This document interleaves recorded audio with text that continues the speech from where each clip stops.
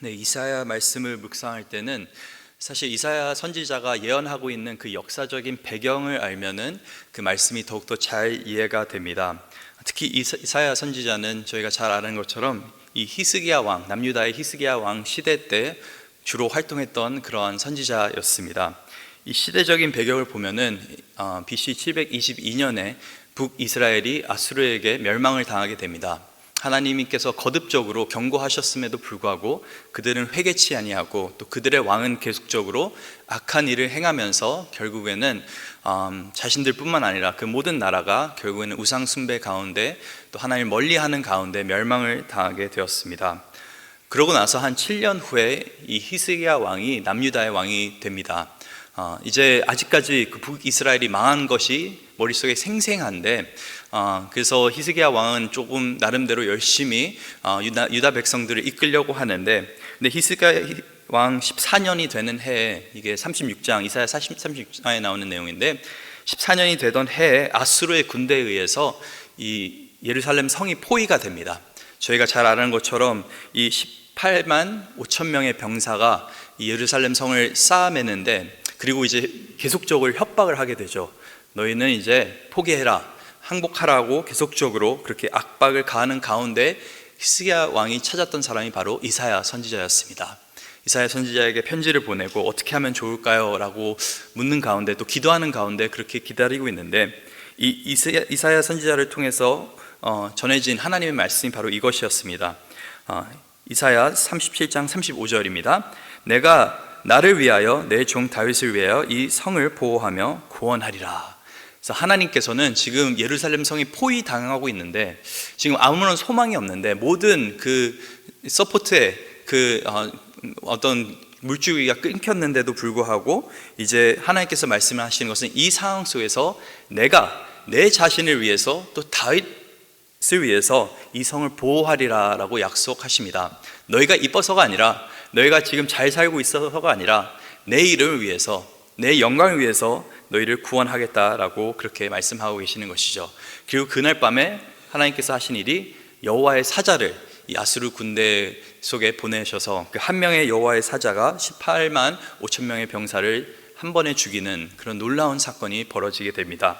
그 후에도 히스기야 왕은 계속적으로 하나님의 은혜 속에 그렇게 살았습니다.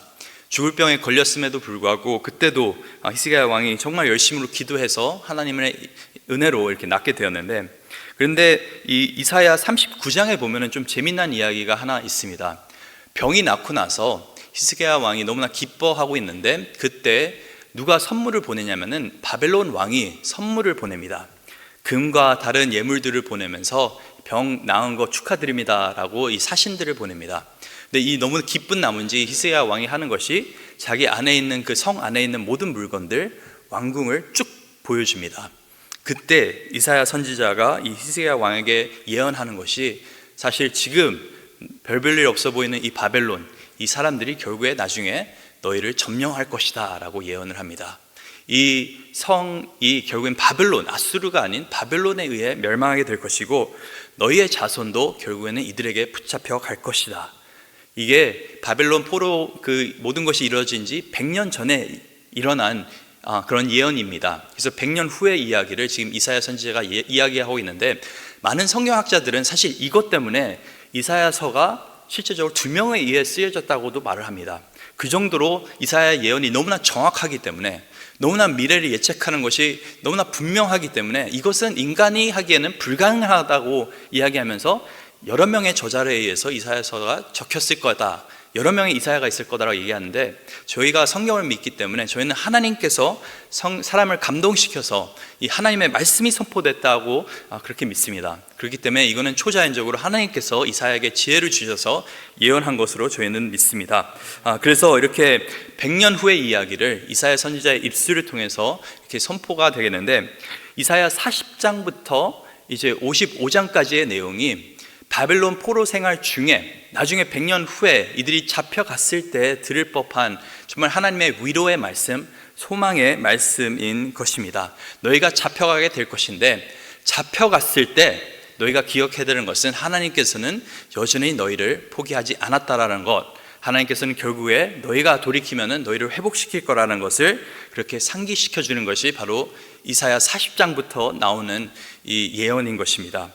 그래서 이 40장부터 계속적으로 하나님께서 말씀하시는 것이 자신이 역사를 주관하시고 또 미래를 주관하시는 모든 만물을 다스리시는 하나님이라는 것을, 절대적인 하나님이라는 것을 계속적으로 나타내십니다. 그럼에도 불구하고 결국에 이 이스라엘 백성들, 특히 남유다 백성들이 망하게 되는 이유는 그 고질병, 우상 숭배 때문에 그러는 것입니다. 그래서 이 북이스라엘이 망하는 것을 보고서도 아직까지 우상 숭배를 하고 있는 그 남유다 백성들에게 이제 하나님께서 말씀하시는데, 오늘 본문 1절입니다. 나 여호와가 말하노니 너희 우상들은 소송하라. 야곱의 왕이 말하노니 너희는 확실한 증거를 보이라. 보통 어떤 사건이 있을 때 분명한 증거가 있으면 저희가 소송을 겁니다. 누군가가 잘못했을 때 고소를 합니다. 근데 하나님께서는 지금 누구를 고소하고 계시냐면은 이 유다 백성들이 섬기고 있는 거짓 우상들을 고소하고 계시는 것입니다.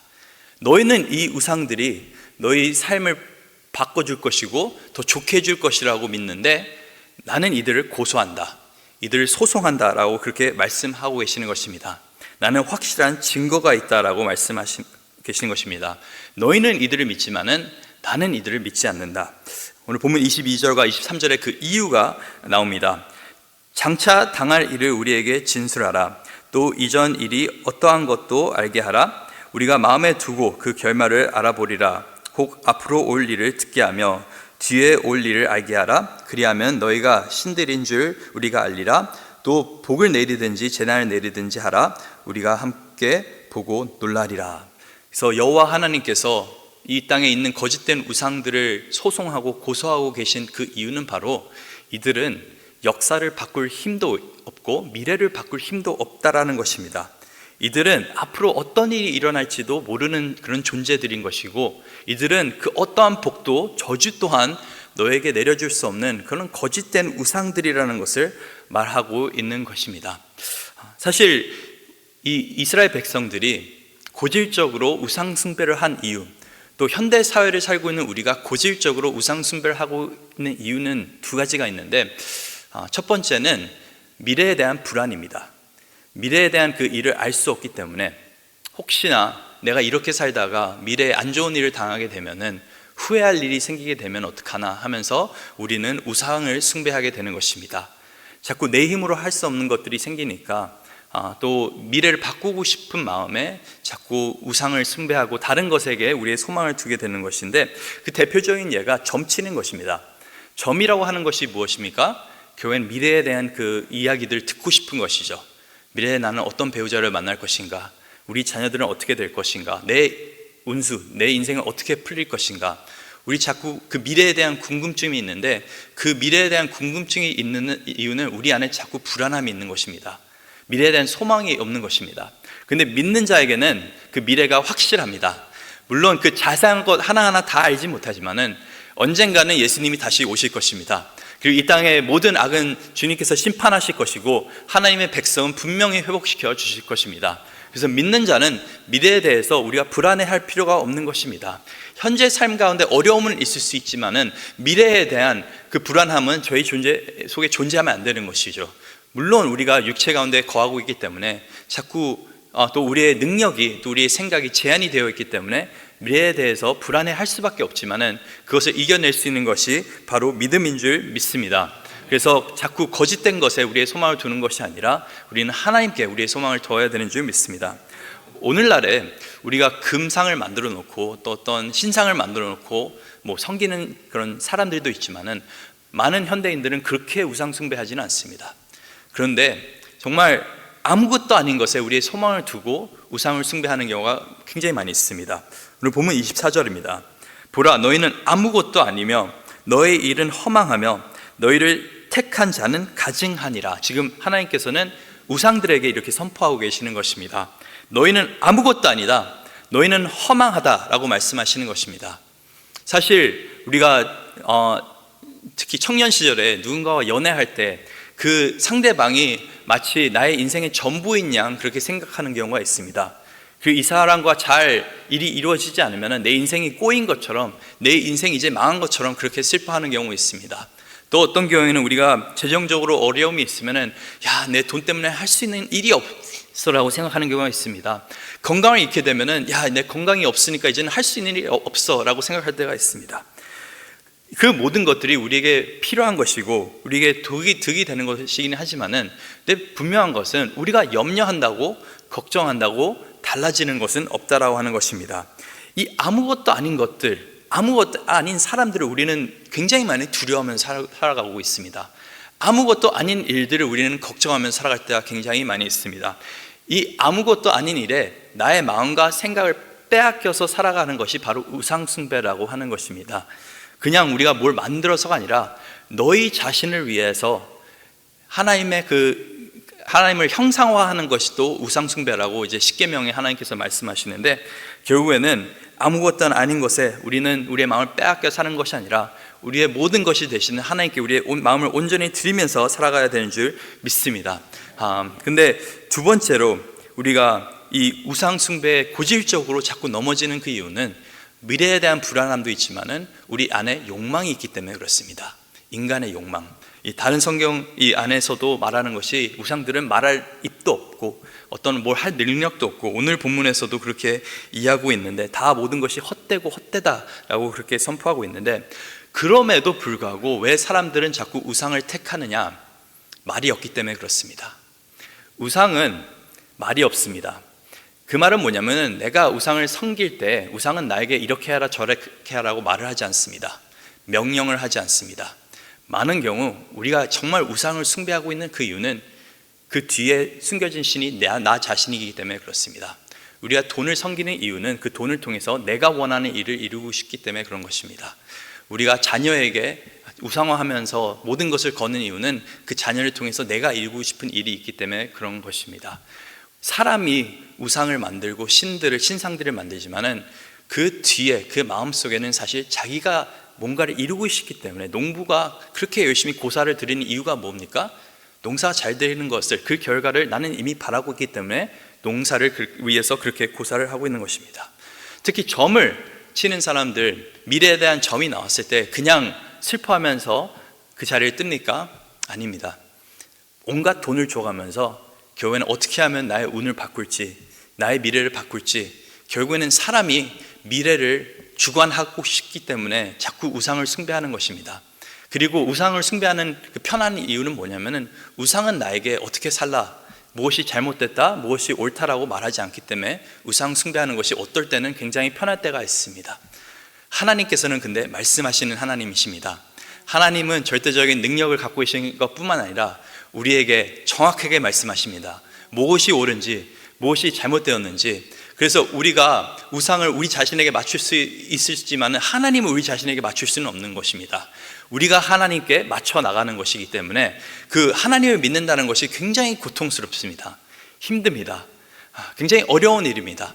그럼에도 불구하고 우리가 하나님을 믿고 의지하는 것은 하나님 한 분만이 유일한 하나님이시기 때문에 그렇습니다. 우상들은 미래를 바꿀 수 없지만 하나님께서는 그 미래의 모든 일까지 이미 다 알고 계시고 주관하고 계시는 분이십니다. 우리는 역사를 바꿀 수 없지만 하나님께서는 너무나도 쉽게 한 나라를 일으키시고 또 한 나라를 무너뜨리십니다. 한 사람을 세우시고 또 그 한 사람을 통해 역사를 하십니다. 하나님께서는 이 우상들과는 절대적으로 본질적으로 다르신 그런 분이십니다. 그래서 오늘 본문에서 말씀하고 계시는 것이 한번 생각을 해보라는 것입니다. 너희가 소망을 두고 살아가고 있는 이 거짓된 것들, 정말 아무것도 아닌 것들, 그리고 너희가 정말 이렇게 하는 그 이유는 너희 자신이 사실 너희가 원하는 것을 취하기 위해서 하고 있는 것인데, 이것이 나에게는 가증스럽다라고 그렇게 말씀하고 계십니다. 오늘 본문 24절에 이 우상을 택하는 자는 가증하다라고 그렇게 말씀하고 계시는 것입니다. 우리가 왜 계속적으로 우상 숭배를 합니까? 미래에 대한 불안함, 그리고 결국에 우리가 미래를 정하고 싶기 때문에 우리는 계속적으로 우상 숭배하고 있는 것인데, 하나님께서 말씀하시는 것은 내가 이미 미래를 정해졌고 내가 너희를 위해서, 나의 택한 백성을 위해서 선하게 일하고 있으니 나를 믿으라 라고 그렇게 말씀하고 계시는 것입니다. 이 바벨론 포로 생활 가운데 이제 곧 거하게 될 그 유다 백성에게 하나님께서는 그 바벨론의 그 위험 앞에서 그 능력과 또 그 힘 앞에서 굴복하지 말고 오히려 너희는 하나님의 말씀을 기억하면서 정말 거룩한 삶을 살라고 그렇게 말씀하고 계시는 것이죠. 그러면서 25절에 이렇게 말씀하십니다. 내가 한 사람을 일으켜 북방에서 오게 하며 내 이름을 부르는 자를 해 돋는 곳에서 오게 하였나니 그가 이르러 고관들을 석회같이 토기장이가 진흙을 밟음 같이 하리니. 이미 이 41장 앞부분에서 언급이 됐습니다. 이건 이제 페르시아 제국의 초대 왕 고레스를 향한 예언입니다. 이 한 사람을 일으키겠다고 하는 것은 나중에 이 고레스 왕을 일으키겠다고 하는 것인데, 이 이사야서 후반부에 실제적으로 고레스의 이름까지 등장하는 것을 볼 수가 있습니다. 나중에 이 바벨론이 페르시아 제국에 의해서 멸망하게 될 것이고, 이 고레스 왕에 의해서 이 남유다 백성들이 복귀하게 됩니다. 그래서 결국에는 이 역사를 주관하시는 분은 하나님이라고 하는 것입니다.